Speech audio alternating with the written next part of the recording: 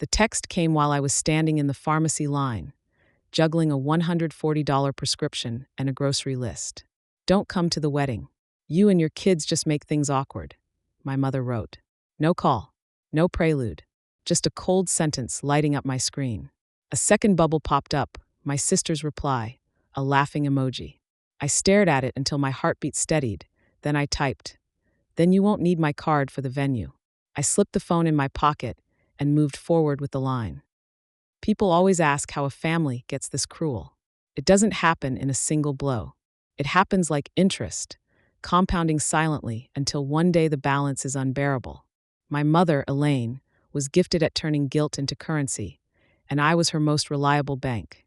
"Just help out," she'd say, and helping always came with an invoice I couldn't see but always paid.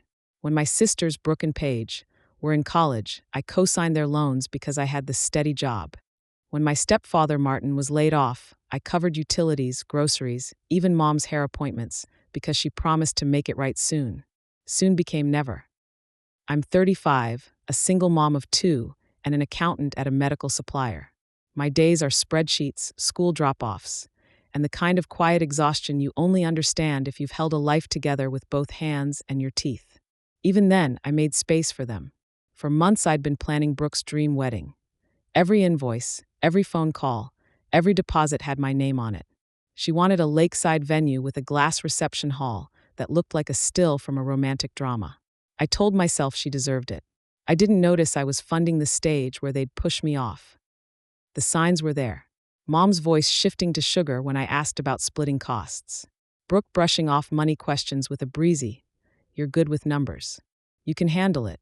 And I did. $3,000 down for the venue, $1,200 for catering consultations, $600 for floral samples.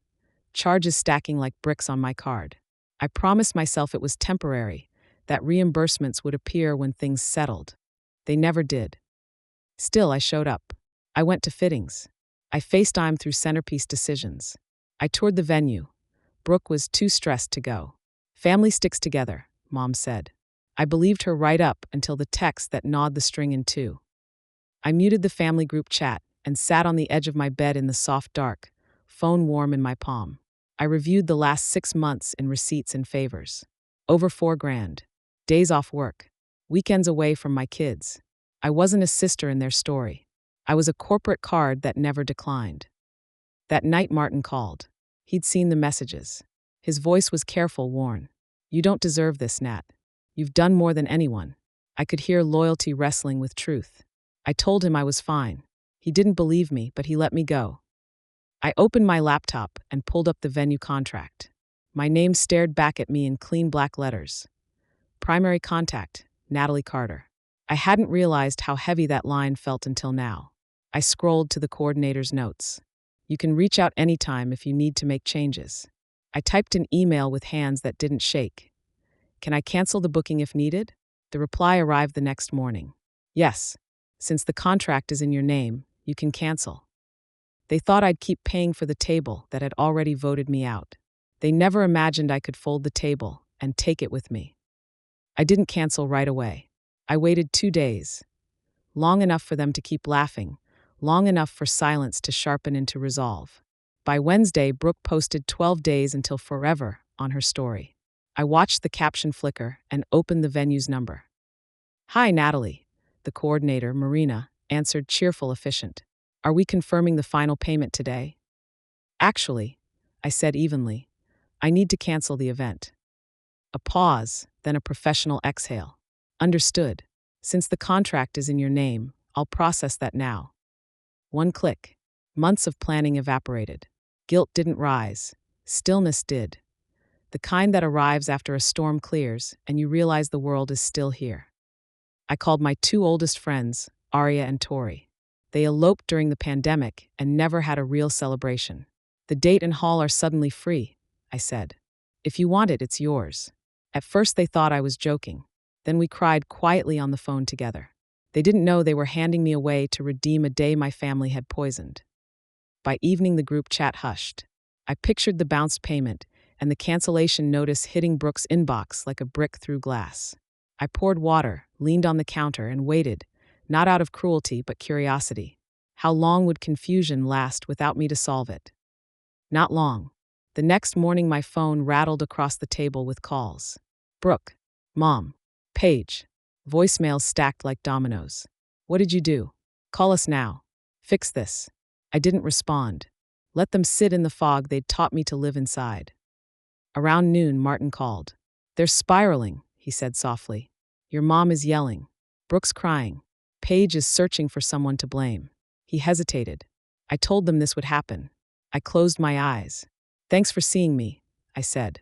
It was enough.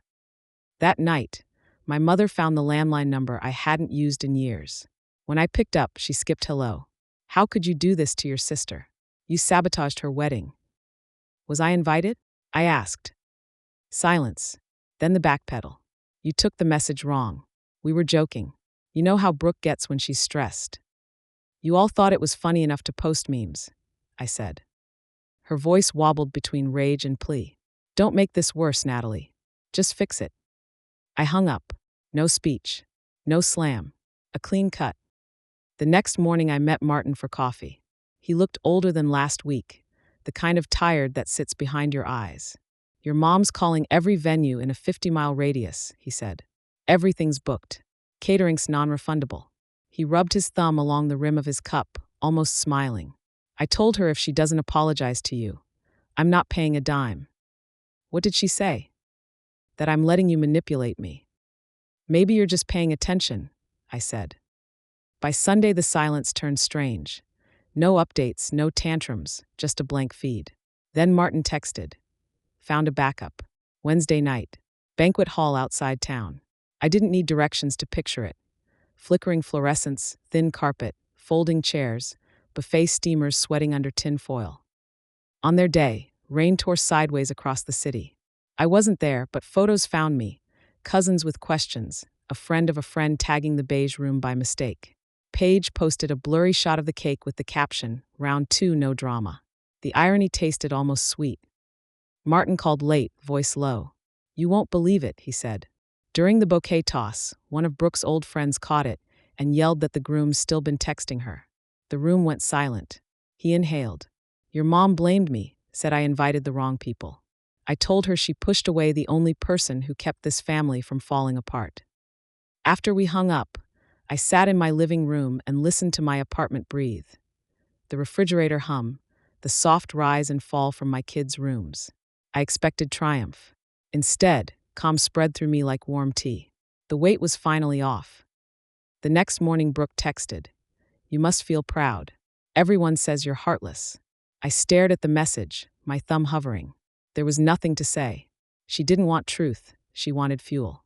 I put the phone face down and let it buzz itself to exhaustion.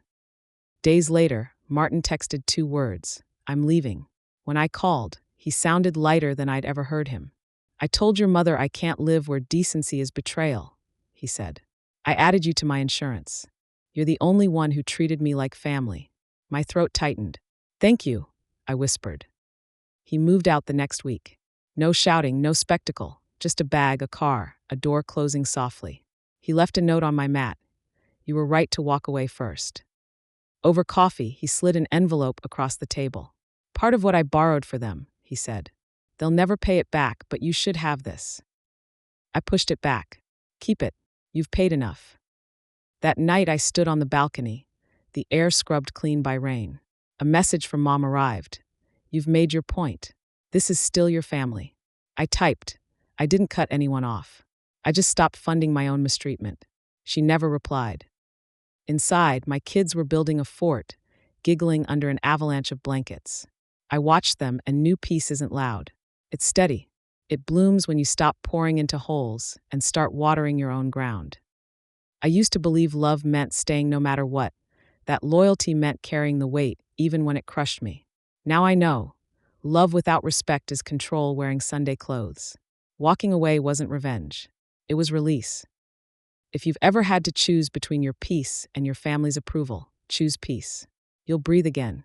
And if this felt a little too familiar, tell me where you're listening from, and stick around. The next story might be the one that finally lets you set your own table.